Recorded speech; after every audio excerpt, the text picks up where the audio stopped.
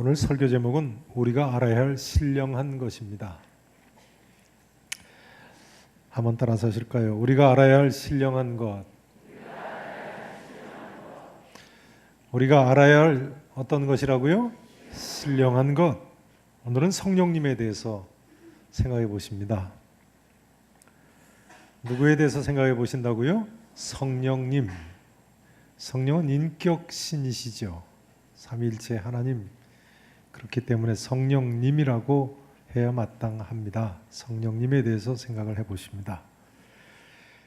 요한복음 3장 8절에 보면요, 예수님께서 니고데모에게 바람이 임의로 불매 네가 그 소리를 들어도 어디에서 와서 어디로 가는지 알지 못하느니라 하면서 성령으로 난 사람도 다 그러하니라 하셨습니다. 그러니 우리가 성령에 대해서 이야기하기가 쉽지 않은 거죠. 그러다 보니까 성령에 대해서 이야기하다 보면 서로 견해를 달리하기가 쉽습니다. 혹시 성령이나 성령의 은사나 성령 세례나 성령 충만 같은 내용을 이야기하다가 서로 의견이 다른 사람을 만나보신 적이 있으십니까? 의견이 다른 사람 만나보신 적 있으세요? 도무지 그런 내용에 관심이 없으십니까?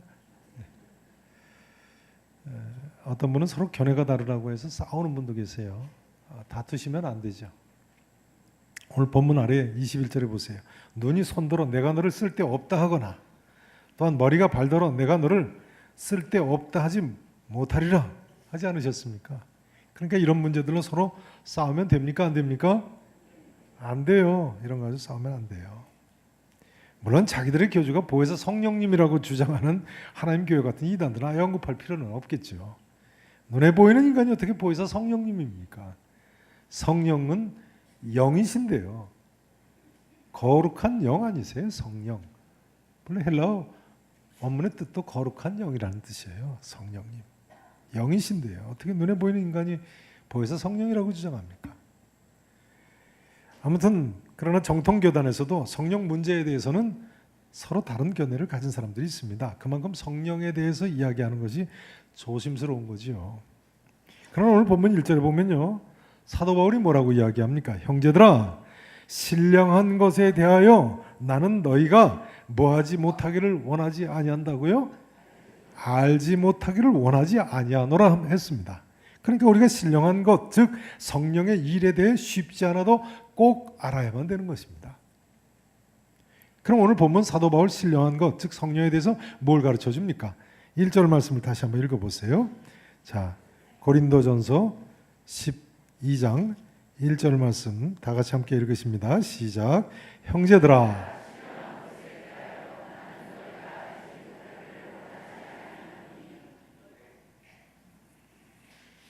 여기 신령한 것이 무엇입니까? 이 신령한 것이란 성령의 은사를 가리키는 것입니다. 신령한 것이 뭘 가리켜요? 성령님의 은사를 가리켜요. 보세요. 14장 1절 한번 보세요. 14장 1절.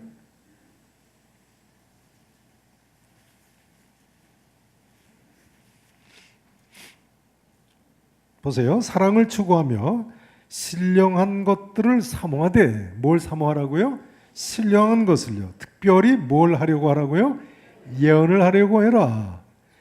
그러니까 여기 신령한 것은 예언의 은사를 가리키는군요. 예언의 은사. 성령의 은사 중에 예언의 은사를 가리키는 거죠. 그 다음 14장 12절 13절 말씀도 한번 보세요. 12절 13절 보세요. 그러므로 너희도 뭘 사모하라고요? 영적인 것을 사모하는 자인즉 교회의 덕을 세우기 위하여 그것이 풍성하기를 구하라. 하나님의 영적인 것, 여기 신령한 것을 의미하는 같은 내용입니다. 그 신령한 하나님의 은사가 풍성하기를 구하라는 거예요. 그러므로 뭘 말하는 자요? 방언을 말하는 자는 뭐 하기를 기도하라고요?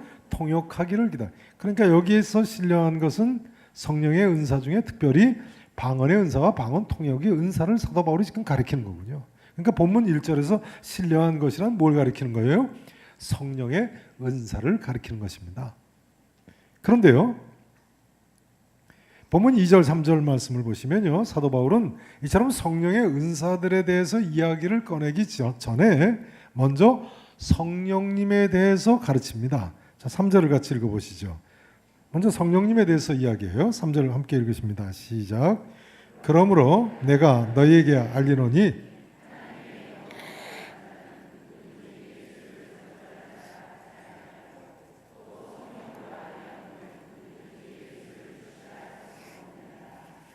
아멘. 바울은 하나님의 영, 즉 성령으로 말하는 자는 누구든지 예수를 뭐 할 자라고 하지 않는다고요? 저주할 자라고 하지 않는다고 해요. 그러니까 당시 예수님을 저주하던 유대인들, 성령 받은 사람들입니까? 못 받은 사람들입니까? 틀림없이 못 받은 사람들이죠. 바울은 또 이렇게도 이야기합니다. 성령으로 아니하고는 누구든지 예수를 누구시라 할 수 없어요? 주시라 할 수 없느니라. 그러니까 예수님을 주님이라고 믿는 우리, 성령님을 받은 사람들이죠. 틀림없으시죠? 믿으실 수 있기를 축원합니다. 여러분, 신약시대 예수님을 주님으로 믿는 성도들은요, 다시 한번 강조를 드리지 않을 수 없습니다. 내 안에 성령님이 내주하시는 성령의 전임이 분명한 사람들인 거예요. 오순절 계통의 사람들은 예수님 믿어도 성령을 다시 받아야 한다고 주장하지요. 그래서 성령 받기 위해서 합심 기도도 하고 뭐 안수 기도도 하곤 합니다만 그렇지 않습니다. 내 마음의 중심으로부터 여러분 과연 예수님이 나의 죄를 사해 주신 주님이라고 믿으십니까? 또 다시 이야기하자면 나는 예수님의 종이라고 믿고 고백하실 수 있으십니까? 그러시다면 내가 성령 받은 사람이고 내 안에 성령님이 계심을 믿으셔야 되는 거예요. 이제 그러시면 나는 이제는 성령님께서 내 몸 안에 들어와 계신 성령의 전이니까요. 성령님의 위로를 받고 성령님의 충만함으로 충만할 수 있고 성령님의 권능으로 살아갈 수 있을 줄로 믿습니다. 이제 오늘 본문 4절 이하에는요, 성령님께서 하시는 사역 중에 중요한 한 가지 사역이 나옵니다. 자, 4절 이하를 보시죠. 4절 보세요. 은사는 여러 가지나, 성령님의 은사는, 하나님의 은사는 여러 가지예요. 그런데 누가 같아요? 성령 같으세요. 주신 성령님은 다 같은 분이세요. 직분은 여러 가지나 주는 같으며 또 사역은 여러 가지나 모든 것을 모든 사람 가운데서 이루시는 하나님은 같으니 각 사람에게 뭘 나타내신다고요? 성령을 나타내시면 유익하게 하려 하심이라. 그 다음 보세요. 어떤 사람에게는 무엇으로 말미암아요? 성령으로 말미암아 지혜의 말씀을 은사로 주세요. 또 어떤 사람에게는 같은 무엇을 따라요? 성령을 따라 지식의 말씀을 은사로 주세요. 또 그다음 보세요. 다른 사람에게는 같은 무엇으로요? 성령으로 믿음의 은사를. 또 어떤 사람에게는 무엇으로요? 한 성령으로 병 고치는 은사를 주세요. 그 다음 어떤 사람에는 능력 행함을, 어떤 사람은 예언함을, 어떤 사람은 영들 분별함을, 전부 한 성령으로가 지금 생략되어 있는 거예요. 그래서 마지막 11절에 뭐라고 이야기합니까? 11절 말씀 같이 읽으십니다. 시작. 이 모든 일은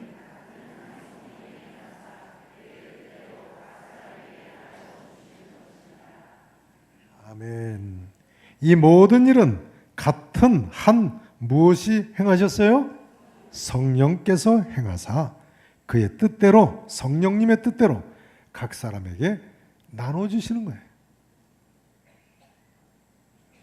그러니 우리 각 사람에게 성령의 은사를 나눠주신 분이 누구세요? 한 분 성령님이세요. 그렇기 때문에요, 중요한 점은 모든 성도는 최소한 한 가지 이상의 은사를 가지고 있다는 점이 중요합니다. 그렇죠? 지금 읽으신 11절 보세요. 같은 한 성령이 행하사 그의 뜻대로 각 사람에게 나눠주시는 것이라고 되어 있지 않습니까? 그러니까 성도는 최소한 한 가지 이상의 은사를 가지고 있어요. 7절에도 보세요.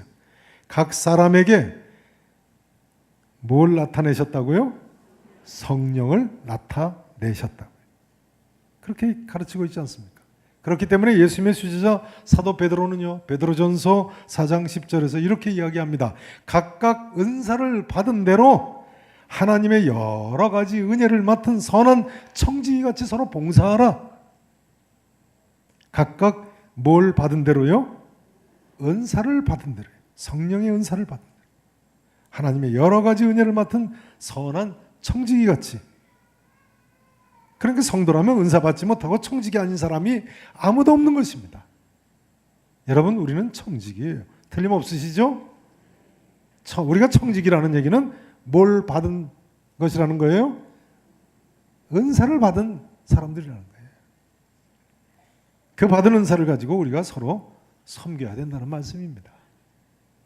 이제 이런 질문을 드리지 않을 수 없습니다. 성도 여러분, 성령님께서 그러면 내게 무슨 은사를 주셨다고 생각하십니까? 내가 예수님을 주님이라고 믿으니까요. 내게도 성령님께서 은사를 주신 것이 분명한데 말이죠. 그러면 나는 성령님께 무슨 은사를 받았다고 생각하십니까? 이 시간 내가 받은 은사를 한번 생각해 보시는 시간을 가졌으면 좋겠습니다.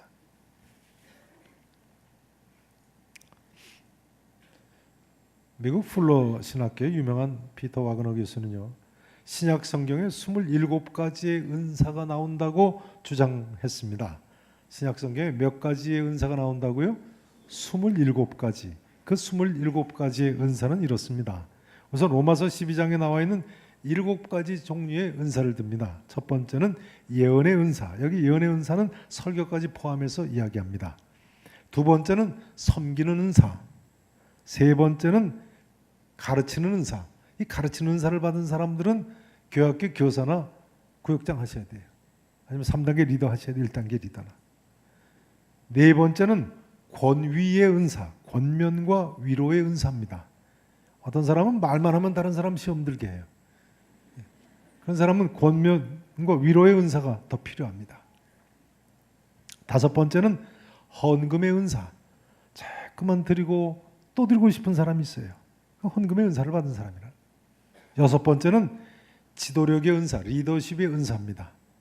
일곱 번째는 긍휼의 은사. 불쌍한 사람 보면 그냥 지나가지 못해요. 그 다음 피터 와그너 박사는요, 오늘 본문에 있는 고린도전서 12장에서 또 추가되는 은사를 11가지를 뽑습니다. 그러니까 여덟 번째죠. 여덟 번째는 지혜의 은사. 아홉 번째는 지식의 은사. 어떤 분은 아주 그냥 만물 박사 같은 분이 계세요. 그 지식의 은사를 받은 분이 있어요. 열 번째는 믿음의 은사. 11번째는 병고침의 은사, 신유의 은사죠. 12번째는 능력 행함의 은사. 13번째는 영분별의 은사예요. 14번째는 방언의 은사. 15번째는 방언 통역의 은사. 이 방언의 문제는 나중에 다음 주나 그 다음 주에 또 다루도록 하겠습니다. 그 다음 16번째는 사도적 은사. 사도적 은사라는 것은 교회를 세우는 은사를 가리킵니다. 17번째는 서로 돕는 은사. 18번째는 행정의 은사. 이 행정의 은사를 받은 사람은 뭐 이렇게 행정적인 일을 하거나 뭐 조직을 하거나 이런 일을 아주 잘하는 분들이세요. 그 다음 에베소서 4장에서 또 추가된 은사가 두 가지가 있습니다. 그러니까 19번째죠. 19번째는 복음 전하는 은사. 전도를 잘하는 분들이세요. 20번째는 목사의 은사. 자, 이 은사를 받은 분들은 신학교 가셔야 돼요. 나는 신학교 가는 게 하나님 뜻인가? 이렇게 생각하시는 분들은 내가 목사의 은사를 받았는가? 이렇게 기도를 해보셔야 돼요. 그 다음 이 이외에도 피터 와그너 박사는요, 신약 성경에서 추가할 수 있는 은사들이 또 5가지가 있다고 합니다. 21번째죠. 그러니까 21번째는 독신의 은사, 절제의 은사라고 합니다. 22번째, 자원하여 궁핍하게 되는 은사. 성 프란치스코 같은 분이죠. 아주 자원해서 다 나눠주고 궁핍하게 되는 은사. 23번째는 순교의 은사라고 했어요. 24번째는 선교의 은사. 여러분은 선교사 나가면 더 사역을 잘하겠죠. 25번째는 대접하는 은사. 여기 피터 와그너는요, 또 2가지 은사를 더 추가할 수 있다고 했어요. 26번째가 되는 거죠. 26번째는 남을 위해 기도하는 은사. 이런 분들은 중보기도 사역부에 참여하셔야 돼요. 중보기도만 하면 아주 기쁘고 즐겁고 시간 가는 줄 모르는 분들이세요. 그 다음 27번째는 귀신을 쫓아내는 은사입니다. 피터 와그너 교수는요, 이 이외에도 예배 인도하는 은사도 있을 수 있고, 또 음악의 은사도 있을 수 있고, 솜씨의 은사도 있을 수 있고, 심지어 이름을 익히는 은사도 더 들 수 있겠다고 했어요. 이름을 익히는 은사. 그분은 그냥 전교인 이름 다 외우다시피 하는 분들. 한번 따라서 하실까요? 예언의 은사, 섬기는 은사, 가르치는 은사, 권면의 은사, 헌금의 은사, 지도력의 은사, 긍휼의 은사, 지혜의 은사, 지식의 은사, 믿음의 은사, 병 고치는 은사, 능력 행하는 은사, 영 분별의 은사, 방언의 은사, 방언 통역의 은사, 사도적 은사, 서로 돕는 은사, 행정의 은사, 복음 전하는 은사, 목사의 은사, 독신의 은사, 자원하여 궁핍하게 되는 은사, 순교의 은사, 선교의 은사, 대접하는 은사, 남을 위해 기도하는 은사, 귀신을 쫓아내는 은사, 예배 인도의 은사, 음악의 은사, 솜씨의 은사, 이름을 익히는 은사. 여러분 이 중에 어떤 은사를 받으셨습니까? 근데 사실은요, 우리에게 있어서 은사가 이처럼 성경에 열거된 것 뿐이겠습니까? 그보다도 더 많습니다. 가령 기독교 문인들이 받은 글 쓰는 은사, 그것도 은사죠.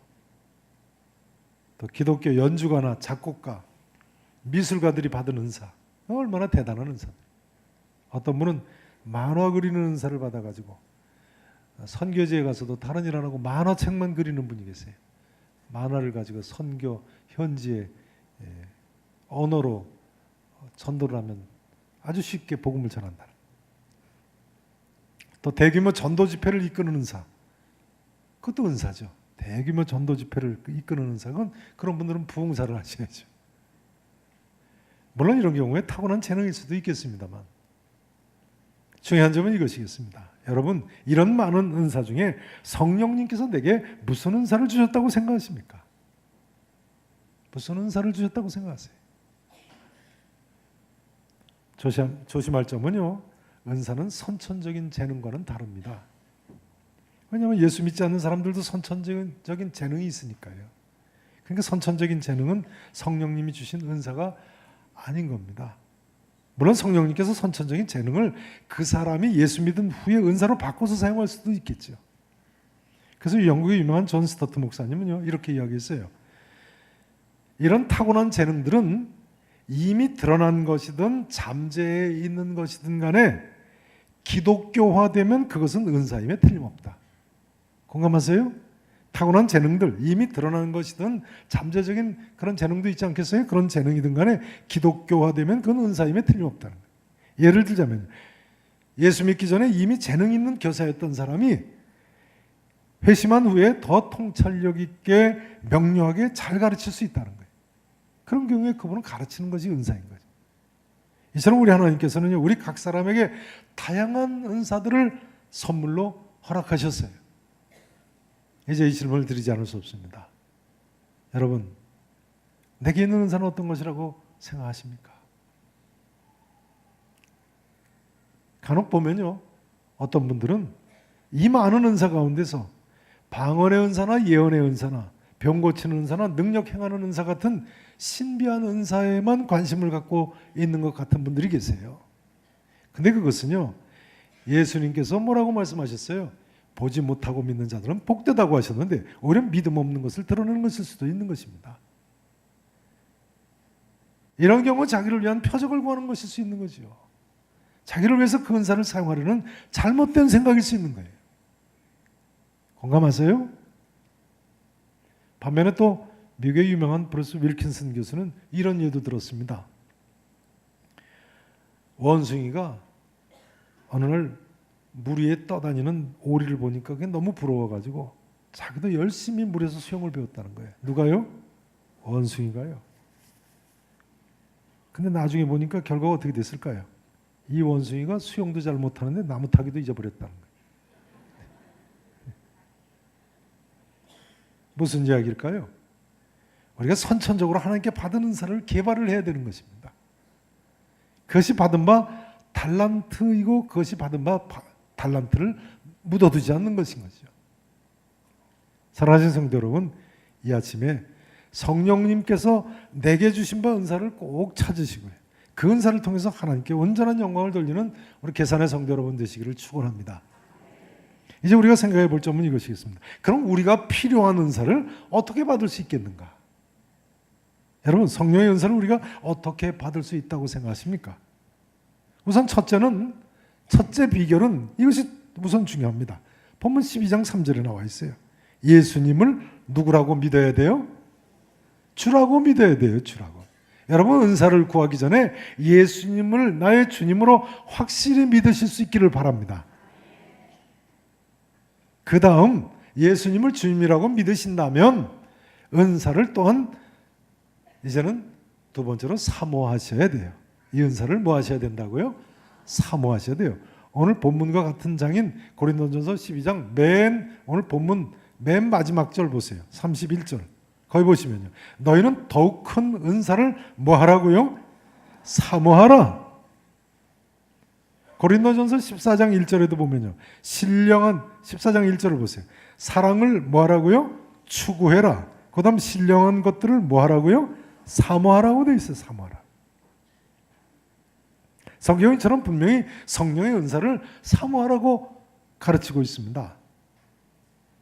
그런데 성경은 또한 동시에 뭐라고 이야기합니까? 하나님께서는 사모하는 영혼에게 만족을 주시며 줄인 영혼에게 좋은 것으로 채워주심이로다 합니다.